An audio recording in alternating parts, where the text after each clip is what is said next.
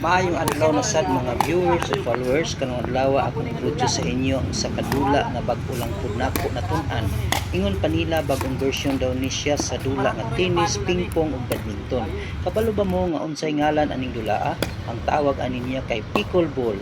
Medyo bag-o sa akong pagdungog pero kabalo ba mo nga kining dulaa na imbento niadto pang 1965 sa Bainbridge Island, Washington? Kining dulaa pwedeng dulaon either singles or doubles. Ang pag-serve sa bola niini kinahanglan underhand opposite sa lawn tennis nga overhand. Ang bola kinahanglan pud ipauntol daan kung makatugpa siya sa gitawag og kitchen o non-volley zone. Ang pamaagi sa pag-score niini dili nang score nga nasa inyong una ha, kundi score as puntos kay makuha lamang sa nag-serve sa bola. In other words, naatay gitawag na side out. Dili pareho sa tennis, ping-pong, badminton ug ban pangdula nga ang score ihatag bisan dili sa mag-serve. Para sa mga gusto magtuon aning dulaa, pwede mo nga mag-search sa internet o personal magpatudlo sa kuha. Pero ang problema kay mahal kog talimpi. Joke.